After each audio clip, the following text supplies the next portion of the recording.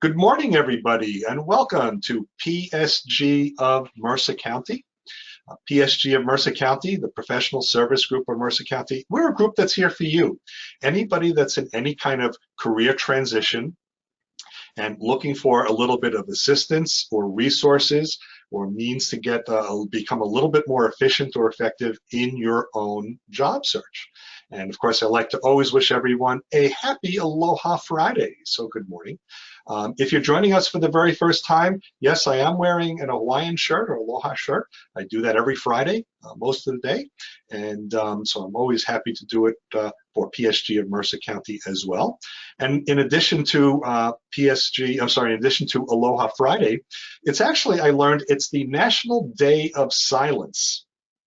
And I initially thought that might be a little odd, but I read about it. It's actually quite sweet. It honors the student-led protests against bullying and harassment, and so very important. But for us, because we're going to have our virtual meeting, I will ask you to be silent, at least physically silent, and make sure you keep your microphones on mute. It will help keep any of your own background noise from projecting into the presentation. And so it'll be a nice way to make this a little bit more comfortable experience. I'll go over the ground rules in just a moment, but also want to let you know, for those of you who have not yet joined our LinkedIn group, you are certainly very welcome to do so. In LinkedIn, you can search for PSG of Mercer County. It's a little bit of a private group in that when you do apply, we do put you on pending status. We don't accept you right away.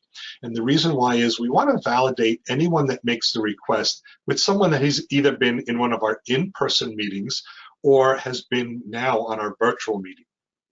So we only want our meeting to be used for, or a group to be used for, people that are serious about job search, interested in job search. We're trying to keep the name collectors out. So you're certainly welcome. Please go to our PSG of Mercer County LinkedIn group and request to join. If I don't have you in our attendance, which I may not have because now we're not taking attendance, I may just reach out by email and validate that you've joined. Or you're welcome to send me either a LinkedIn message or an email just letting me know personally that you are joining the group and you visited our meeting. We also have our website. It is psgofmercercounty.com.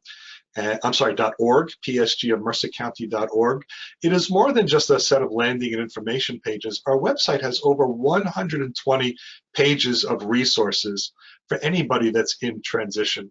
And so one of the things that we do have, I recently reminded people, we do have a e-learning page. And so in the upper right of our website, there's a whole menu on the top on the right side, something called professional development. And then when you click on that, a new page opens and there are a few links there, and one is e-learning. And so for some of us, we may have just a little bit of extra time now while we're sheltered in place. If you are looking for any sort of e-learning or online learning, we have links to over 35, actually exactly 35 e-learning websites. A lot of them are free. Some of them have free and subscription. So take a look. I think you'll find that there's a very big selection. You'll find some classes and courses of interest. So you may be very interested in certainly in doing that. And also, we do have some ground rules just coming up, just to let you know what that is. And our ground rules are going to be, we do ask you keep your audio off, keep yourself muted, again, just so that your own background noise or anything accidental outside your control doesn't get through and disturb the experience. And so if I do hear that there is some background noise, I have the ability to mute everybody, and I certainly may choose to do that. Nothing personal, we're just trying to keep this a very nice process. You can keep your video on or off, that's up to you. You'll be able to see other people. If you obviously have the video on, you can see them as well. You may be able to. On the top of your screen, there's a little view button, and you can kind of decide who do you want to see. You can view everybody, which will put all those little faces up. You can just click on view who's talking, which I guess would be me. It'll also keep in just a moment when I share the screen. You'll see the presentation in the center, and then the other people depending on what you choose. And as you move along to the right, there's a link. It's a couple of heads. There's a number. I think right now it's 56. Those are the other people in the list. And to the right of that is a little bubble. That's the chat window. And so you can say good morning to people or whatever you are up to. If you have any questions along the way, two things. One is there's going to be an intermission at the middle of this program. Alan Kirshner is going to monitor that for us. And so if you have a question about any slide as we go through it, or any bullet on the slide, ask the question through the chat. Just type it in and we'll get to that. Also at the end of the program, we'll also have chat time as well. Given the large number of people on the group, I think it's just a little bit inefficient to turn microphones on to ask questions. So we use the chat for that. And when you chat, you see there's a send to option. You can chat to everyone, which everyone will see your question, and that's fine. For a question, I think that's a good idea. Or if you want to send a specific chat message only to somebody else that's on this conference call, you can do that as well. In that little send to button, you can pick everybody or a specific name, whatever is the most sense for you. And then we'll have some Q&A again at the end, and then we'll wrap up with just a few parting announcements. So normally when we have a presenter, I take the opportunity to introduce that person. I'm the presenter today. I think that's a little self-serving, so other than saying hi, I'm not going to give you my whole information about myself. A lot of you know me already. And if a few of you are joining and don't yet know me, well, we'll connect on LinkedIn and we'll get to know each other a little better then. So give me a moment just to share my screen. I will share that.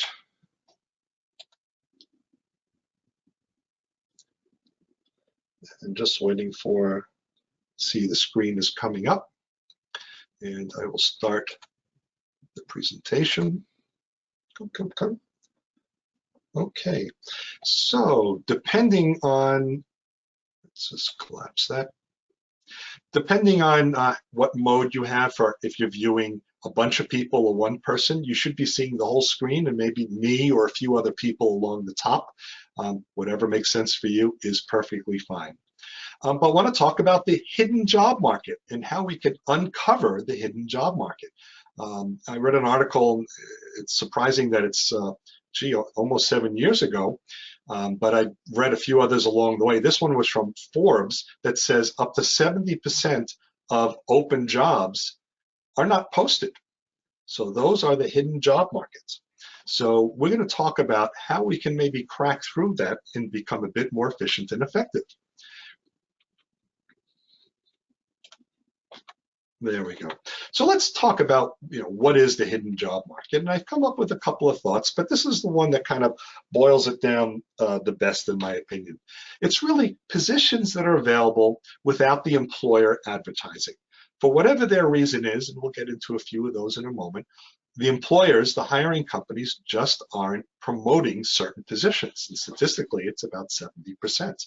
And so if we're only looking in the available job market rather than the hidden job market, we're only seeing about 30% of the positions, and there's a lot that's out there that we would like to be able to see and hopefully apply to.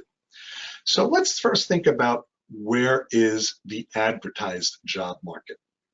And there are lots of places, and you probably know every one of these. Certainly there are the job boards, Monster.com, Career Builder, Dice, there are a bunch of sites that are out there, Indeed, Simply Hired, LinkedIn has promotions. So the job boards are certainly places where companies and recruiters do place positions. One little trick about job boards, some people know this, a lot of people don't yet know this.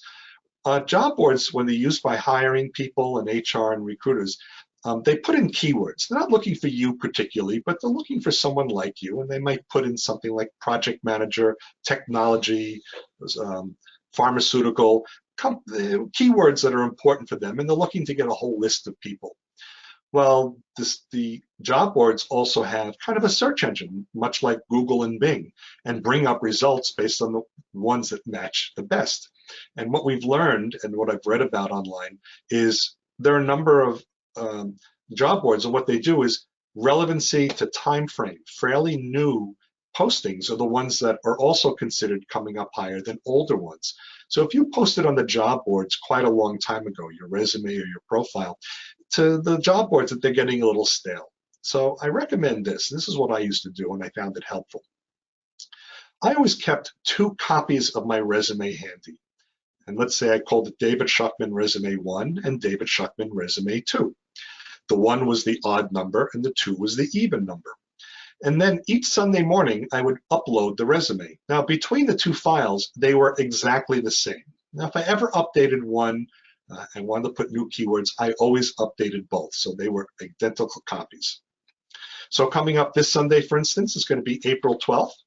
That is an even day. So I would log on to the 4 or 5 job boards, and I would upload my David Schuchman 2. It's an even day. I would replace my resume. Do that every Sunday. The following week will be April 19th. I will update the David Schuchman Resume 1 file.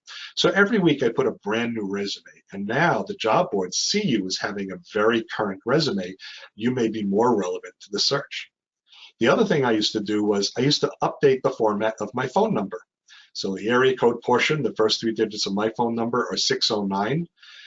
So I would start 609-607.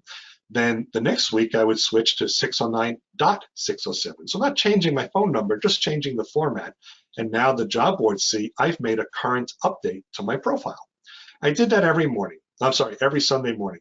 Usually started the pot of coffee, spent about 20 minutes updating, and when I was done, the coffee pot was ready.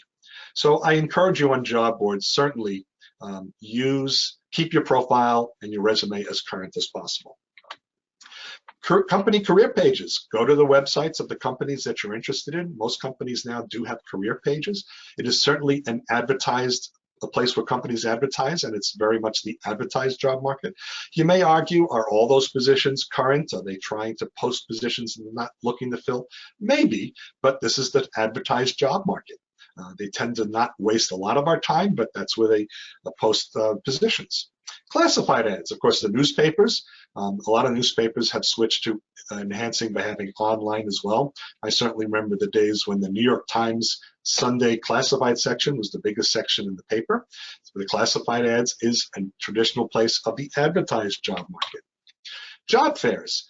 Job fairs, for a lot of us, we think job fairs are not a very practical place to keep active and busy and searching. And I don't think so. I think job fairs are actually a very strong place. But I used to go with the mindset, I'm not going to get a job. I'm not looking to interview there, but I'm looking to meet the HR people that show up at the job fair. They may not have the job that I'm interested in right now, but if I've met a few HR people and have their business cards, weeks or months later, when positions are available relevant to me, I now have a contact at that company. I can call them directly instead of just applying through the applicant tracking system blindly. So use job fairs, but it's another place of the traditional places where jobs are advertised. Recruiters. There are internal recruiters, there are external recruiters, there are headhunters, sometimes we use the term, but these are people that do promote jobs for the benefit of the hiring company. Trade and professional associations, also a great place to find jobs, certainly within your industry. A lot of the trade and professional associations also have links and pages on their website to advertise positions for their member companies. And also social media sites. More and more companies are using Twitter. They're certainly using LinkedIn, Facebook. Facebook, they have company pages. LinkedIn, they have company pages. The reason why they're advertising on the social media sites is because they know the social media sites are extremely popular with the masses. Facebook has over 2 billion users. And so they're trying to go and promote where they know people show up. So these are the traditional advertised job market. And let's think about how hiring managers like to hire, because when you begin to understand this a little bit, you'll see why maybe some positions are hidden. Now, I was a hiring manager for half my professional career in IT, and whenever I had an opening, it was always important to me to fill it, but I never enjoyed the hiring process. I always thought of it as a bit of an inconvenience or imposition, but I knew I had to do it. So when I had an open position, the first thing I like to do, and I think a lot of hiring managers feel this way, is I would reach out to people that I know already. and ask them if they may be interested in a position. I've had coworkers in my career, may want to find out if they're interested in a move. And that just is so easy. Reach out to the handful of people that I know may be qualified. And so that's really the way hiring managers would like to operate, make this an easy process. Now, what I didn't know, when I knew people that didn't, and they wound up not wanting to interview or work with me again, I asked them, who do you know? And so that was the next easiest place, because everybody that I talked to had their own network of professionals and friends, and I would use those referrals. I found that very powerful. The last place I wanted to do was go out to market and hire strangers, because now I would have to read dozens or hundreds of resumes. With one company, the last company I actually worked for, I was hiring someone. HR would not pre-screen any resumes, and I had to read over 70 resumes, plus the cover letters that some people sent. And I'm someone who does read cover letters. That follows up our program last week from Gary about letters. So hiring managers would prefer to work within their own network, and the last place they want to go is outside the network and be a bit more public. So why then are jobs hidden? Well, one is just what we talked with. Hiring managers are really looking for, well, first they're looking in their own network, but also they may be waiting for final approval. I always found this a funny process in corporate America. I might have a team of 6 or 7 people. Someone left the team, whatever the reason was. That position was already in the budget. It's been pre-approved, but now I have to ask permission again. Can I refill this position? So sometimes the hiring manager knows that there's a position, but can't promote or discuss it because it's not officially available from the internal organization to fill that position. So it's kind of hidden right now. The hiring manager knows, but it's hidden. The hiring manager is looking at his network, much like the slide before. Hiring manager is trying to find out, can they more easily fill the position with people already known? And so that's a very common practice. The recruiter is waiting on the company's okay. There were times when I knew I was going to hire someone. I had to wait for final approval. I had a job description. I sent it off to the recruiter, but I let the recruiter know, don't send me resumes. It's not official yet, but I know in another few days or week, I'll be able to hire. And I did that because I wanted the recruiter to start doing their work, that by the time I told the recruiter I'm ready to start interviewing, they already had a stack of resumes. So sometimes the recruiters are sitting on positions. HR is looking internally. If the organization is big enough, they may look for people within the organization that they can move from department to department, or they can look for somebody to promote. And so the position is available, but not advertised just yet. Of course, ultimately, if they hire someone through an internal transfer, at some point, they're going to hire somebody in some position. Hopefully, it's a position that you'll be looking for. Okay. And there may be an upcoming retirement. You think about it, any of the times you've left the company, you've probably given a 2-week notice. But typically, something like a retirement or another life event may have plenty of lead time. And so what could happen is someone will say, well, I know it's April, I'm going to retire by the end of the year. And so it's not known publicly until they're ready to start interviewing for the position, maybe later in the year. But the hiring manager, a few people internally may know about it. HR has other priorities right now. And when I give this program live, I like to ask, what else do you think that HR has to do besides hire people? And always the first answer is hands go up, they fire people. No, that's not a priority for HR typically, but they may be doing things like performance appraisals if it's near the end of the year, goal setting, often is a process done early or middle of the year. They may be looking at buying new benefits, looking for more cost-effective benefits for the company. So HR does have a lot of other work that they do. But are those jobs really hidden? I don't know that you got to be quite like this guy, but not all those jobs are necessarily hidden, and we're going to go over some tips and tricks, hopefully, to make this a more efficient and effective process for you. The one thing you want to know is you want to get to know more people.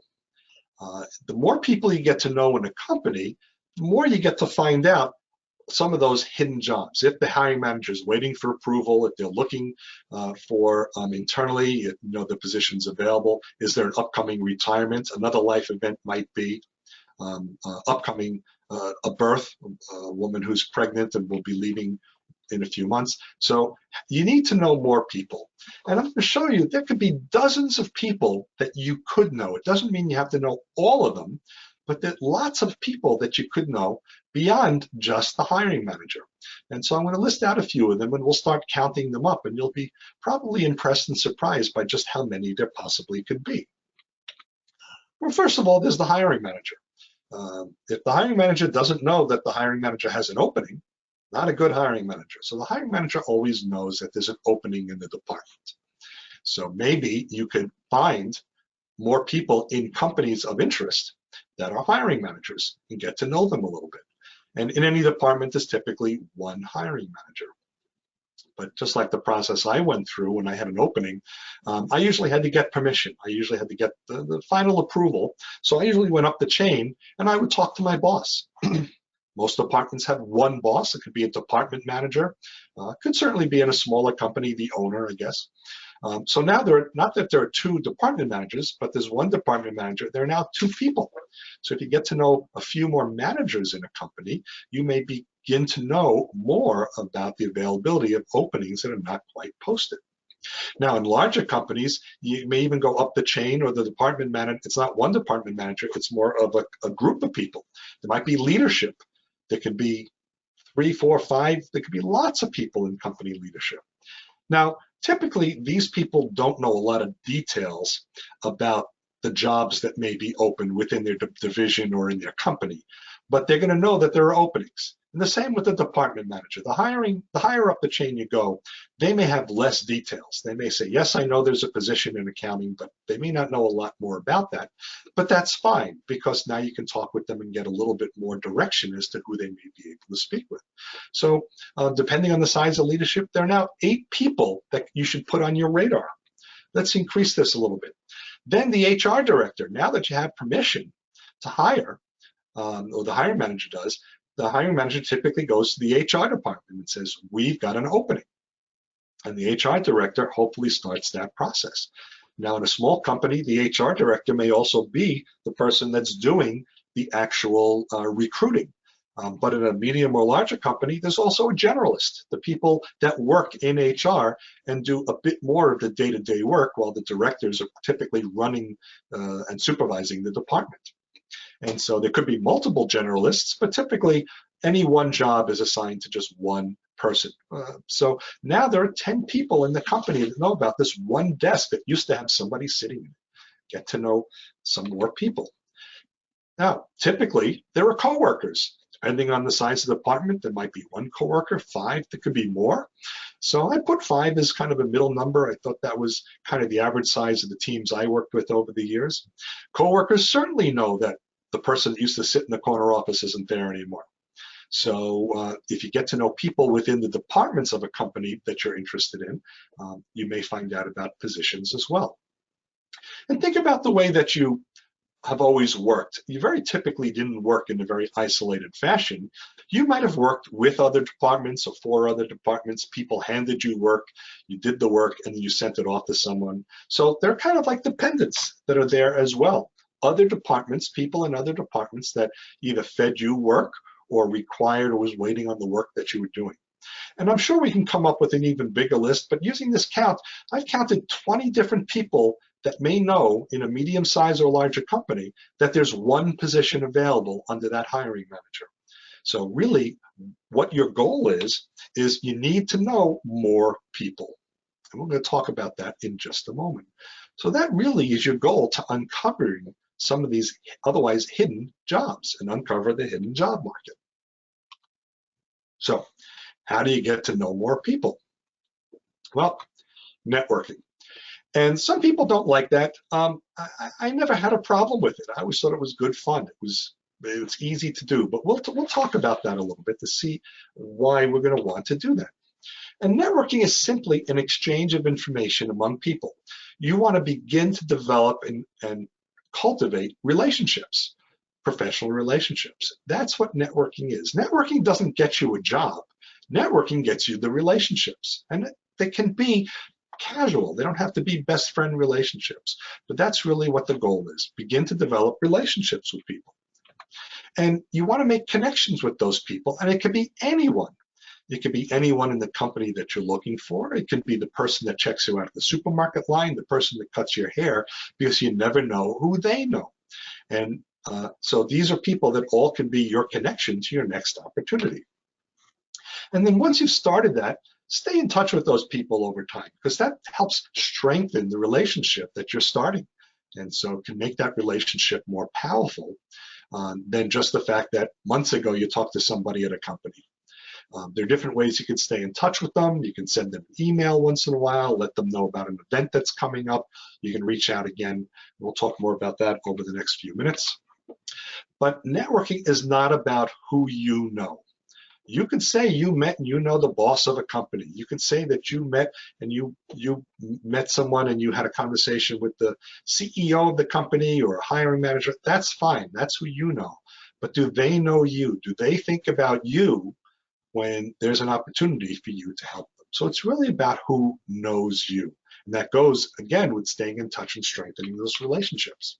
And it's really about building relationships, as I said earlier. That's what networking is. And I can tell you with 100% certainty that that's the case, because it's typed in there in bold red. And it couldn't be there in bold red if it wasn't true. And also, I think I read it on the internet. And if I read it on the internet, it must be true, because I think everything on the internet is.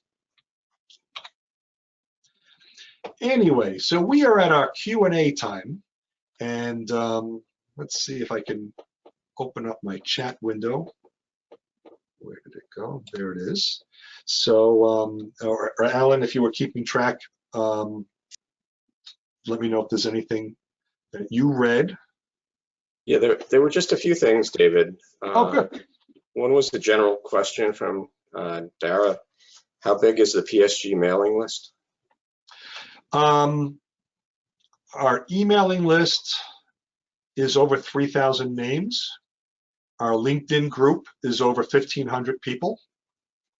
Now, of course, the 3,000 names, those are over all the years that the PSG of Mercer County has been operating, even as far back as the days when we were in Trenton at the Labor Workforce Development Office. Yep. Okay. And I'm not giving it out. I never share the list with anybody. So if anyone's gonna, try and soften me up, sorry. Only 2 or 3 of us even have access to the list, and we are all sworn to secrecy. Sorry. Yeah, no problem. Another question, I think, if anybody had joined late, was that we are recording this and it will be available on the website as the other virtual ones that we've done. So it'll be the same thing. It'll be later today. Typically what happens with these recordings, I start them about 2 or 3 minutes early. I let them go an extra couple of seconds once I end the presentation. It's just to make sure we capture everything. So at the video editing program, I'll trim the end, I'll trim the beginning, and then I'll post it on our YouTube channel. And we also had a comment early on about the number of people that are participating. We're up to 74 now, which is great. But part of the issue of having some people not make the meeting could also be that they were looking at an old link from Zoom, and some of the ways we publicized it in the past would have, they might have connected on that, and if they didn't go to our website. That's right. So if you joined late because of that, we're sorry that it's created a little bit of a distraction for you. I did say before we started the meeting, we did switch to GoToMeeting because we do advertise our meetings very publicly, or we have been using Zoom. Zoom's a wonderful tool, but they've recently had a hack issue, and we just wanted to avoid that until at least they resolve the hack issue. So we are now going to create a new meeting ID each week, so each one is unique. Heaven forbid a meeting like this was hacked. Next week's hopefully won't be because it's a different ID. So do look at the current email. Do look at our our website at the specific event, and you'll always get the current connection information. David, you're right. I was actually late because I saw your event in Tom Donahue's newsletter. It was listing the Zoom as the call-in number. Call-in link. That's right. And I did contact Tom Donahue. I gave him the updated information, but if you got an email prior to that, you have a little bit out-of-date information for us. Thank you. Yeah, you're welcome. We just had another question that came in too about if you've been laid off, how do you present that, that you're looking for work without sounding like you're desperate? Well, certainly don't sound desperate by saying, I really need this job, it's very important, my family has issues.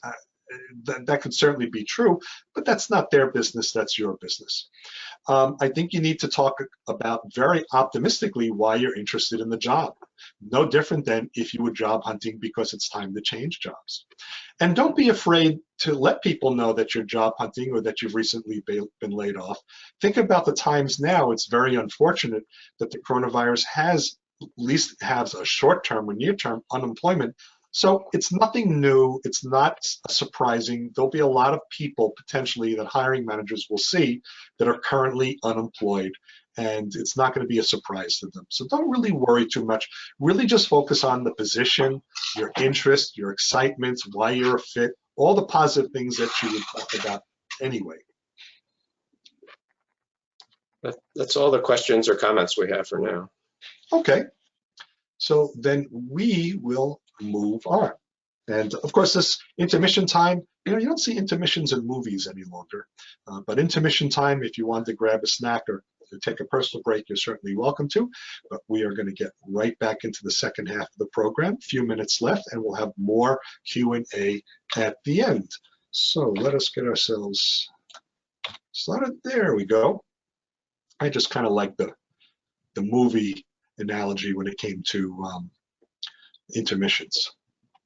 So we talked about a little bit of the importance of networking to find a job. It is something that can uncover the hidden job market. Let's go into that in a little more detail, and we'll talk about different ways. We'll talk about informational interviews and different ways to get a little bit of attention and build up those relationships. So I want to thank Mark Beal. I got some great statistics from him that I get to share. Mark Beal found a University of Michigan statistic. Your odds of getting a job through a job site application is 1 in 250. Okay. And if you have your microphone on, please turn it off, please mute yourselves. So just otherwise I'll shake my finger at you. Now, this is really poor odds. I mean, you would not go to Atlantic City or Las Vegas with these kind of odds, sit at a blackjack table knowing there's a 1 in 250 chance. Job site applications, these are the applicant tracking systems or applying online. Lots of people apply, and there are lots of ways the companies use these applicant tracking systems that really make it very hard for anyone to be successful only using a job site application. This one I thought was extremely powerful. Employee referrals make up 7% of applicants, but 40% of hires. Excuse me. So that means that very few people are taking advantage of reaching out to people who are already in a company to ask for a reference. But companies like those references. Remember how the hiring manager likes to hire. Number 2 was getting references from people that they know. 40% of hires come from referrals. So you want to get to meet more people within the company. This is a powerful statistic. So network with someone who currently works in the company to greatly increase your opportunity to certainly be interviewed and hopefully land that job. So these are the key reasons why you really want to focus on networking and not just use electronic or distant ways of connecting for that job. There are certainly different types of networking. I thought I'd talk about a bunch of them because a lot of people just think of networking one way. And if you think of it one way, and it's the way you don't like doing, you may not want to do it as easily. But there are lots of ways. Certainly there are one-on-one. You could start with an email, you could pick up the phone and call someone, maybe you reach out and meet them for coffee or lunch.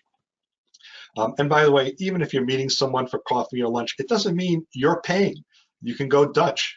You pay for your coffee, the other person pays for their coffee. And there's the informational interview, which is a great way to get to know someone and the business. So we're going to talk more about informational interview in just a minute. There are groups. There's job seeker support groups. I know everyone here knows about job seeker support groups because you are at least visiting or maybe a member of this one. Meetups. Meetup.com is a terrific website. It is not a dating website.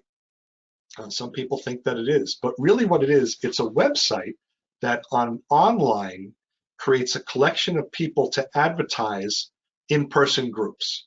So the groups tend to be very real and physical and in person, but Meetup is a way for promoting and advertising that. Meetup.com is completely free. That's the website, meetup.com. So sign up, create a profile that has some keywords relevant to your interests, and then Meetup will run night and day, and they'll send you an email every once in a while about a group that's local. So you might get an email one day that says there's a pharmaceutical group that's going to meet virtually. Here's the way to do it. Sign up, go, don't go, it's up to you. You may go once and like it and keep going, or not go other times. Professional associations, mentioned it a little bit earlier about where the traditional job market is. Professional associations, great way to meet professionals in your area of interest, whether it's your industry that you work in or the type of job function that you have. Or certainly you can form your own work groups. You have a couple of friends that you've met fairly recently, or people that you've known throughout your life, and you create your own work group or accountability group to help you work through the challenges of job search, or make sure that you let each other know what you're looking for. They can be advocates for you and help you as well. Social media, mentioned that a little bit earlier as well. Here's a list of some of the social media sites that are pretty big and active. Actually, I should update this slide. Google Plus is not quite the active place that it is or was a while ago. LinkedIn has over 600 million business professionals on the website. It is a tremendous place to facilitate professional networking.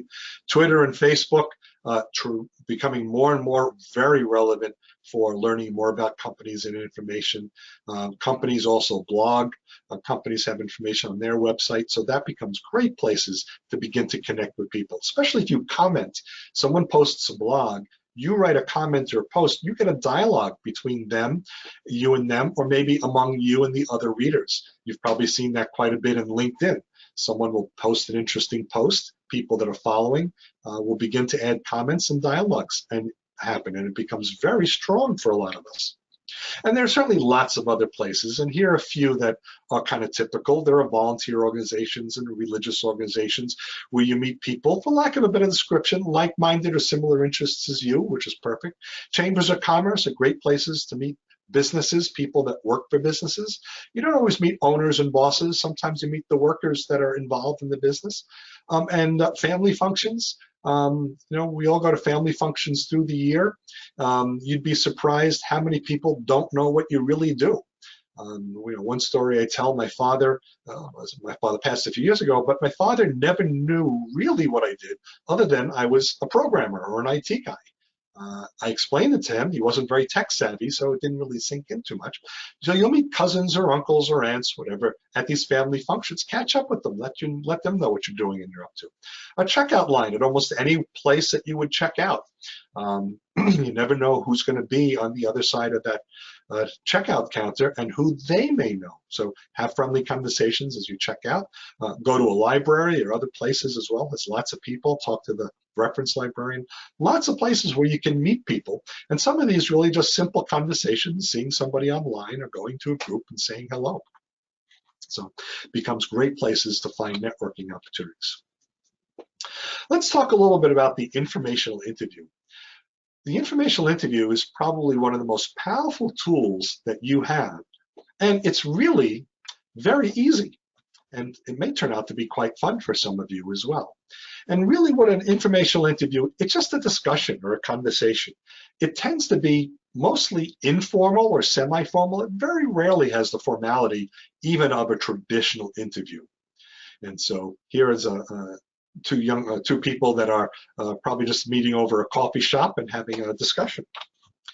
You as the job seeker, you're looking for information maybe about the industry of the person you're talking to. Maybe you want to talk about the corporate culture because you're talking with someone at a specific business. You want to learn a little bit more about the workplace. Also ask for some advice about your career. After all, you'll be meeting and talking with someone who is currently actively employed in a certain industry, a certain company, and you can ask for some basic career guidance. Now, the person that you're speaking with, they want to learn a little bit about who they're talking to. Because remember, the hiring manager doesn't want to go out to market to try and find a stranger and go through that process. They're going to try and figure out, is this someone I think I can work with? And might they be a potential fit in our corporate culture and our department? And so this becomes a valuable way, the informational interview, to begin as an icebreaker to introduce yourself to the company in a less than formal setting. And so you don't really talk about work and jobs particularly, not a specific job, but you're really just trying to get this information about job search, and they're trying to get a little information about you. But it's not about hiring. It's not about a specific job. And even though I say that, it is about hiring. You just don't talk about it. And I can remember a number of times when I've reached out to people to talk about, hey, may I have a few minutes of your time? Right away, they put up the fence. I don't have any jobs for you. And I always say, that's fine. I'm not here to talk about a specific job. I'm just really wanting to learn a little bit more about your industry or about your company. And you kind of soften that, bring down that wall a little bit. So yeah, it is kind of about hiring. You just never talk about it. So it's not about hiring, and it's not about a specific job. So keep that in mind. So how to get that informational interview? What do you do? It's really a very simple process. And there's some ways to be very effective at it. So you want to ask for information, you want to ask for assistance about the company that the person is working in, the industry that they're in, anything that's relevant that help you become more efficient and effective in your job search, to help get some strategic information that you can use to make you more effective in your job search. And if it goes well, of course, you'll thank the person and say, is there anybody else you can recommend that I speak with? Ask them to refer the contact to you, because now you've got someone, the person you just talked to, who's your in to other people. It's a lot easier to say, I just spoke to somebody, can I talk to you too, rather than calling someone blind saying, I want to talk to you. So it becomes a self-validation. Don't ask for a job. I did make this mistake. I did it one time, and it really just ended the discussion. So I will never do that again. It has to be a very friendly and organic process. So how do you do that? I've always found I request from somebody else to do an introduction. A firm introduction, a soft introduction, by email, it doesn't really matter. I want to get a name. And I even found I get a lot of success using email when I have the name of the person. So that's one reason why you want to get those more contacts from the person that you spoke to the first time, because now you have a mutual contact. So typically I would look on LinkedIn for the person I'm looking for, look at the mutual connections we have. And the first thing I do is I reach out to the virtual connection and say, I see your LinkedIn to Mary Jane at the ABC company.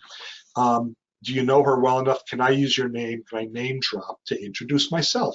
Most time people say yes.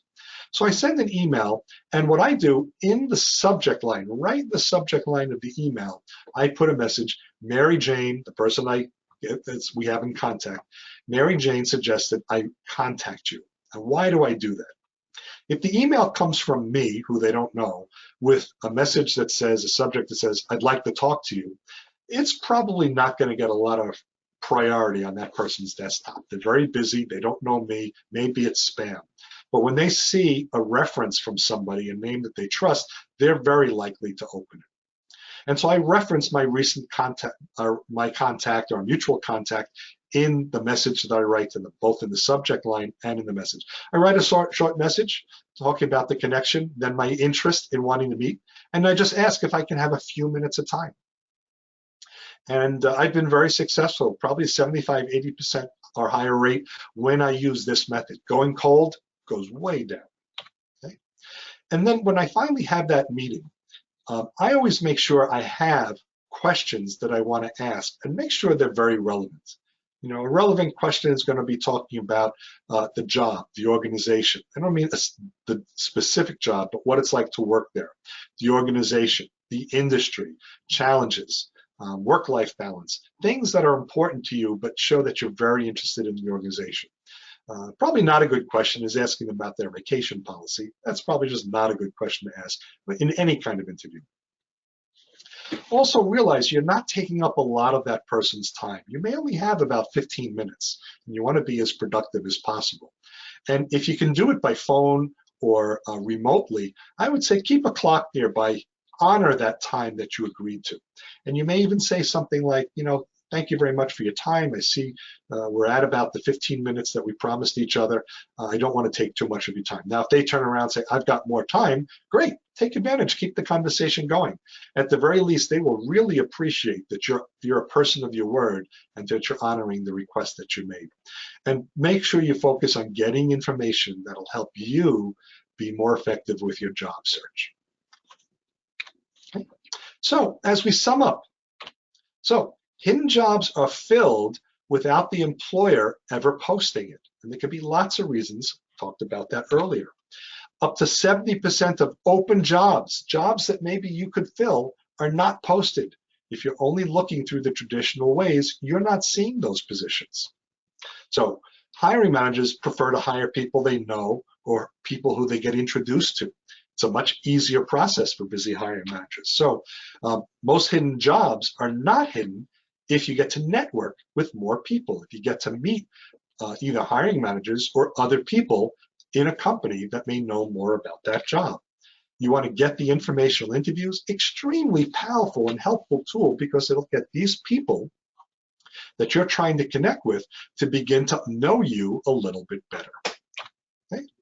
So that is, oh my goodness, we got through very quickly. That is the end of our program, the slide deck. There's more questions again. I see there are a couple chats that were going on. Let's see, Alan? Yeah, there were two additional questions, and then Cool. there may be some more that pop up as well. Yeah, Chad was asking, what's the best way to navigate which companies are currently hiring for positions that were posted more than 30 days ago?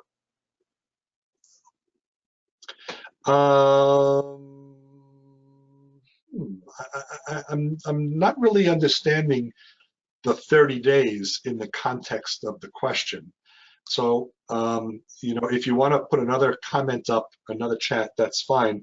But I'm going to assume you're thinking that it could be just an older posting. You don't know where they are in the hiring process.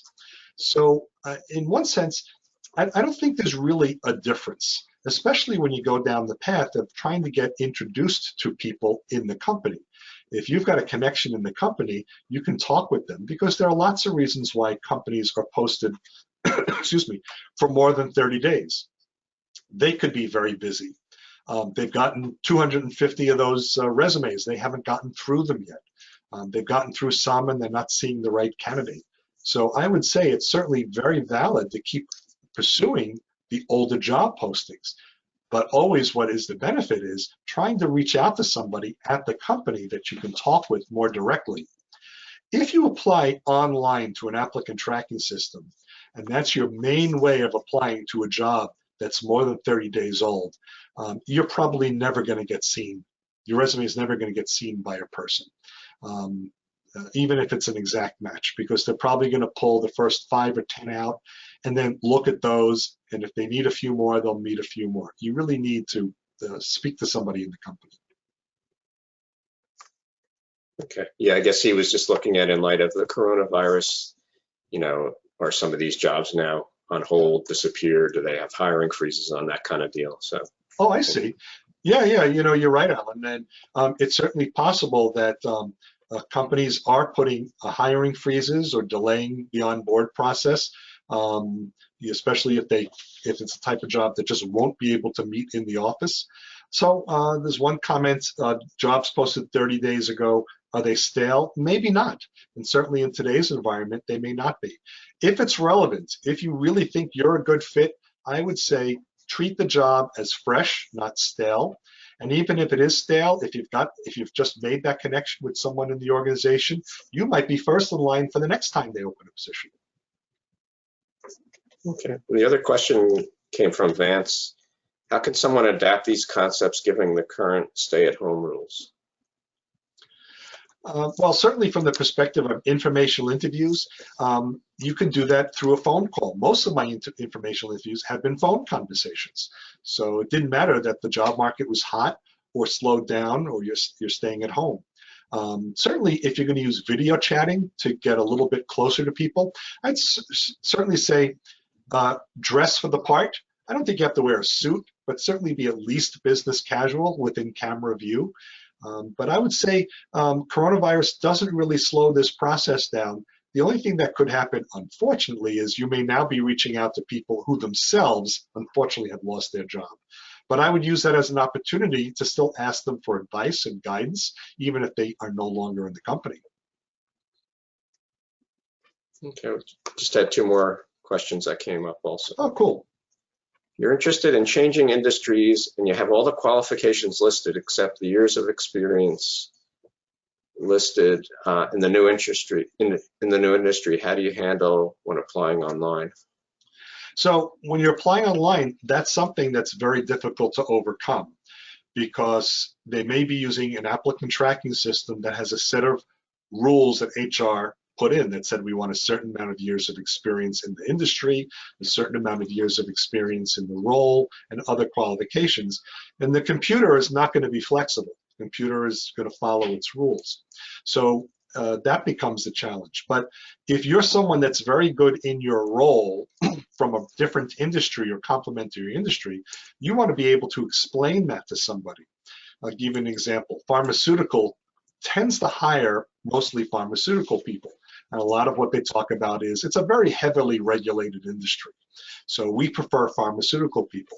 And so what you can do, maybe you came from a different industry in the same role, but you also were in a regulated industry, maybe medical device or other healthcare, which has HIPAA or other FDA, similar FDA requirements. Even certain business have SEC and other regulations.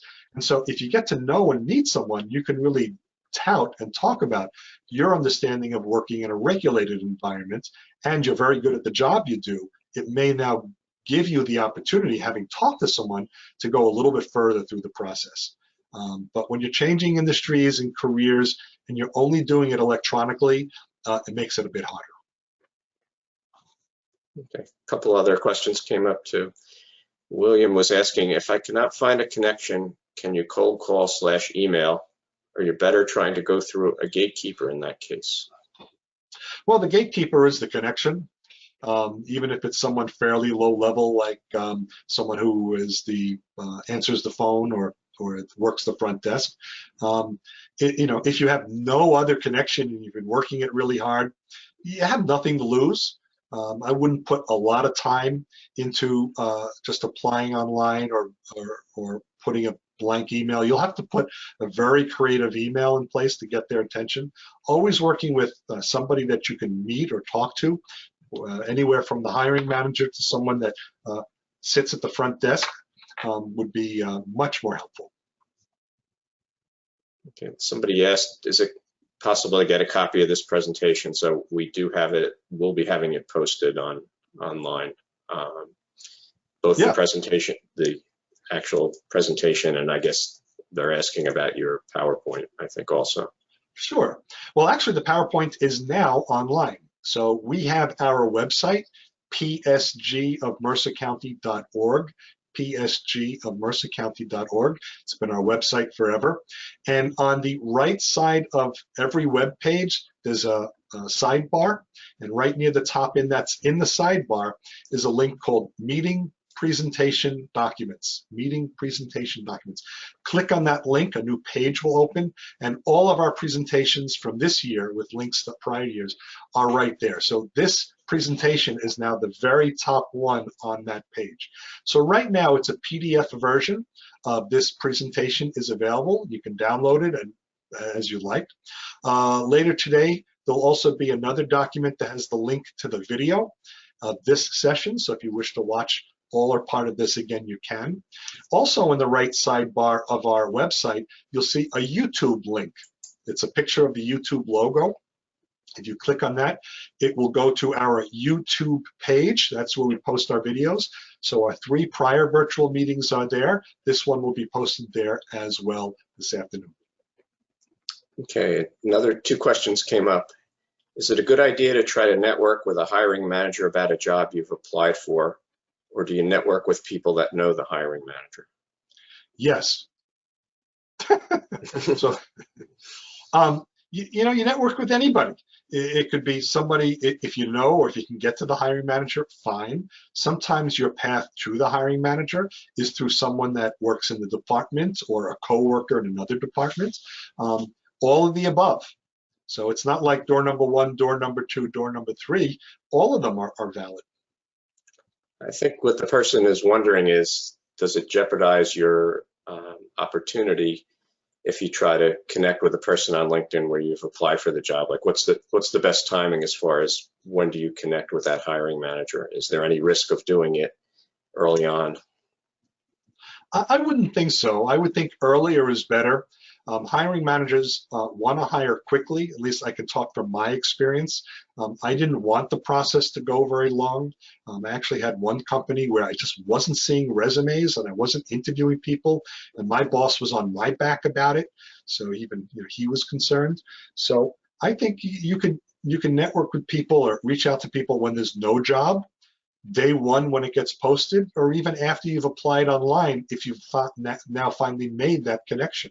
Because still, if the hiring manager has an interest in you, you will then be able to send your resume to the hiring manager directly and kind of essentially bypassing the applicant tracking system. The little bit of a joke about the ATS, or the applicant tracking system. ATS means applicant trashing system. You know, 250 up to 250 names can go in, and only 5 or 6 or 7 may come out that may be confused, may be looked at. The rest will be dropped, and the whole process could otherwise be very confusing. If you go right to the hiring manager, it'd be a lot more effective, or someone else in the company would be a lot more effective. Okay. This might be the most important question we've got all day, or I've heard in quite a while. Are Hawaiian shirts considered business casual? Yes. I don't know that I would wear a Hawaiian shirt to an interview even on a Friday. And I can tell you, there have been a couple times, every Friday for the PSG group, I do wear the Hawaiian shirt. But if I know I have a business meeting, I'm an independent technology contractor, I'll put another shirt in my car and I'll change before I go to the business meeting. I just think it's appropriate. But in my prior 2 companies, we always had, which was funny, casual Friday, even though we were business casual. And I dressed up in the office with my Hawaiian shirt at my last 2 companies on a Friday. That's not why they let me go. At least that's not what they told me. So very That's right. it as far as questions go. Oh, okay. So, okay, terrific. Let's see. I'll stop sharing the screen for now so I get back to my own other information. Let's just see. There we go. So I want to thank everybody for joining us today. Hopefully you got a lot out of this. I think we had a pretty good turnout, especially for Good Friday. I know a lot of people couldn't be here for Good Friday. We are going to continue these virtual meetings until we can be back at the library. Certainly with social distancing and sheltering at home, we're not able to be back at the library. They've canceled all of their programs. But let me let you know what's coming up over the next week or 2, and hopefully you can plan your schedule if it's convenient around this as well. So we will be right back here next Friday. Next Friday is April 17th. Harris Gubin will be our presenter. He's a new presenter to us. I've got to meet him before, really nice guy. And his program is, excuse me, Why Consider the Path to Business Ownership? He's going to talk about franchise exploration. So there may be some of us who've been unemployed, been in transition for a while, and thinking of starting a business, and that could be very worthwhile, but sometimes franchise might be a way of expediting and making that a little bit easier. So if you're interested at all, or just kind of curious, want to learn a little about it, please come to our program next Friday. So that's the 17th. On April 24th, Linda Young will be here doing a presentation, getting started in today's job search process. You know, if you are kind of new to job search, or if you've been working for a long time and you're in it now for the first time, or you've been working a long time and haven't been unemployed for a long time ago, the job search process has changed quite a bit. And so this is either a getting started primer type of presentation or a kickstart to get back into it. So that's what we'll be doing in 2 weeks, April 24th, getting started with today's job search process. Also, tomorrow morning is the Breakfast Club of New Jersey. Breakfast Club of New Jersey meets every second Saturday of the month. They typically meet in person in New Brunswick. They will not be meeting in person. They will be meeting virtually. To get the information to connect, go to their website, thebreakfastclubnj.com, thebreakfastclubnj.com, and you will see my picture. I'm the presenter tomorrow. It starts at 8 o'clock in the morning. You do go to their website to get the connection info. It's also a GoToMeeting. We're going to talk about how to work as a consultant in the gig economy, which could be very powerful. A lot of us now will see that there are more opportunities for consulting. Hiring companies will hire more people who are older when they're consultants rather than as an employee. They want your expertise, your experience for specific projects. They may be short, medium, or long term. Those are the gigs. And if you want to be exposed to them, be having opportunities to the gigs, you may want to listen to that presentation as well. Always a fun program. So that's what we'll be doing tomorrow. And there are other groups that are available. Remember, go visit Alex Freund's website, landingexpert.com, landingexpert.com. He's got a link to other networking groups. While it's likely a lot of those groups are not meeting in person, they will have, some of them will have virtual meetings. I believe Careers and Transitions still meets. That'll be next Saturday, probably, if they're still meeting virtually. They did meet last week virtually, and there are other groups as well. So, and remember, do reach out, join our LinkedIn group. Remember, we have a YouTube channel, so you can get the information. We do have our website, so our slides are there now under meeting presentation documents, and the link to our YouTube channel and to the video will be there this afternoon. So I want to thank everybody. Alan, I appreciate the help making this nice and smooth. For those of you celebrating, have a happy Passover, have a happy Easter. Let's all stay safe and healthy, and we hope to see you very soon. Thank you, everybody.